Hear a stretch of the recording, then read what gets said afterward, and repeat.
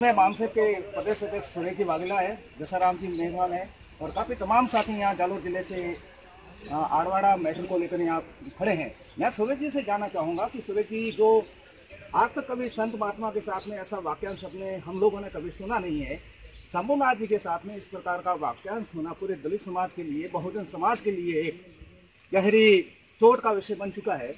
मैं आपसे ये जानना चाहूँगा कि आखिर शंभूनाथ जी के साथ में इस प्रकार की जो घटना हुई है उसके मूल कारण क्या हो सकते हैं?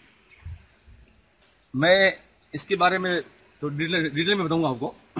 इसके लिए सबसे पहले तो व्यवस्था दोषी है। जो आज की तथाकथित व्यवस्था है वो व्यवस्था दोषी है। वो किस प्रकार से दोषी है? जैसे ही शंभूनाथ जी, आज इनमें जो संत हैं, संतों में ग्रेडेड होती है। इस ग्रेड के आधार पर वो हमारे ऊंचे हैं, क्योंकि जैसे ही उनको ये माना जाता है कि शंभूनाथ जी प्रागमठ संचल मठ प्रागमठ से आए हैं और बाड़मेर से आए हैं, उनकी ऊंची गति होती है।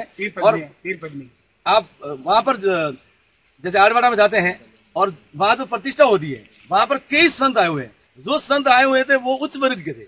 जैसे ही उच्च वर्ग के संत आए, लेकिन इनका जो पद ऊंचा है और इनको वह ऊंचे पद पर बैठा आसीन करना जरूरी होता है। और वहां पर जितने भी लोग बैठे थे, उन लोगों को ये लगा कि ये मेघवाल होते हुए या इस जाति से होते हुए ये ऊंचे पद पर बैठा है, इसका मतलब इन सबसे ऊंचे वो हैं।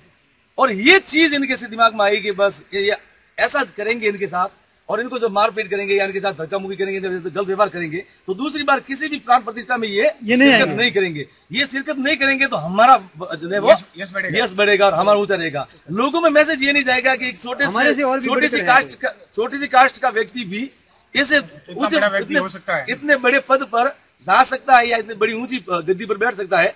और उन लोगों को जो तथाकथित उच्च वर्ग जो बैठे थे, उन लोगों को लगा कि ये छोटे से जाति से होकर भी इनके साथ में ऐसा हुआ है और ये आदमी इतना ऊंचा और ये नीचे है। यहाँ तक कि गंगानाथ जी को भी हमारे मठ के मंत को, उनको भी उनको लिए गादी देनी पड़ती है, क्योंकि इतने बड़े महंत थे हमारे। और इतने बड़े महंत के साथ जो हुआ है, इसके लिए तथाकथित व्यवस्था दोषी है।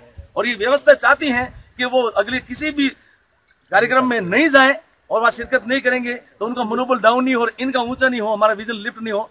देखो आज भी ये व्यवस्था कितनी खतरनाक व्यवस्था है कि आज हमारा संविधान लागू होने के बाद में ये लोग इनकी ये संतों की व्यवस्था है। इस संतों की व्यवस्था के अंदर भी हमारे इस महान संत के साथ इतना घोर अपमान होना ये बहुत निंदनीय है। आपसे जानना चाहूंगा, जैसे जालोर में विगत 1 साल से मैं देख रहा हूँ सामंतवादी घटनाओं को लेकर एक घर सा बन गया है जालोर। तो क्या इस प्रकार की घटनाएं जो समाज पे हो रही है उनको उचित मानेंगे या फिर उनको एक खिलाफ में आप कुछ ठोस कदम उठाएंगे? ये जो घटनाएं हो रही हैं और बढ़ती जा रही है, हम देख रहे हैं कि आज हर किसी आदमी को हम परेशान देखते हैं, इस व्यवस्था से परेशान देखते हैं। उसके लिए बाबा साहब ने भी कहा था कि जो हक और अधिकार है हमारे, वो अगर वो नहीं मिलते हैं तो उन्हें छीनना पड़ता है। आज इन सब की समस्याओं का समाधान एक ही मात्र है, हमारा भारतीय संविधान लागू हो। अगर भारतीय संविधान नहीं लागू हो तो हमें भी उसी प्रकार से करना होगा। जैसे ब्राह्मणों की सेना बनी, जिसे हम परशुराम सेना कहते हैं, जैसे राजपूतों की सेना बनी उसे करणी सेना कहते हैं, जैसे कई गोरक्षक दल बने, उसी प्रकार से हमें भी मूल निवासी समाज की बैनर तले एक ऐसे संगठन की स्थापना करनी होगी जो खुद न्याय करे।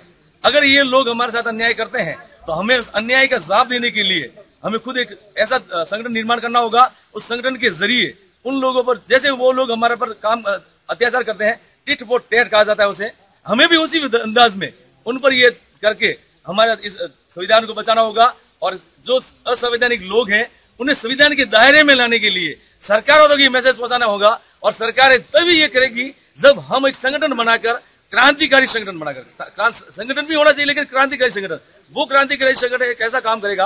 अगर वो दो लोग हमें मारते हैं तो हमें भी उन्हें मारना, हमें भी उनके साथ में वही न्याय वही करना होगा, क्योंकि वो लोग तो अन्याय करते जा रहे हैं और हम ये कहते हैं कि हम संवैधानिक लोग हैं, हम संवैधानिक लोग हैं। हम कितने दिन तक संवैधानिक लोग बनकर हमारे संविधान की पालना तो करेंगे, लेकिन वो अनुपालना नहीं कर रहे हैं और वो हमारे संविधान के उल्लंघन कर रहे हैं। ऐसे लोगों को अगर वास्तविक तौर पर समझाने के लिए अगर कुछ करना है तो हमें वास्तविक इन घटनाओं के लिए हमारे संगठन को मजबूत करने के लिए एक क्रांतिकारी यूनिट की जरूरत है। उसमें हम सारी कुछ ट्रेनिंग देंगे, जिसमें लाठी चलाना, तलवारबाजी चलाना, यहाँ तक कि बॉक्सिंग चलाना, कुश्ती खेलना और यहाँ तक कि कई भी के लिए काम करना, हमें वो काम करने पड़ेंगे। इस प्रकार से हमारा समाज तैयार होगा तो उन लोगों का हौसला अफजाई नहीं होगा, हम उसका हौसला पस्त होगा।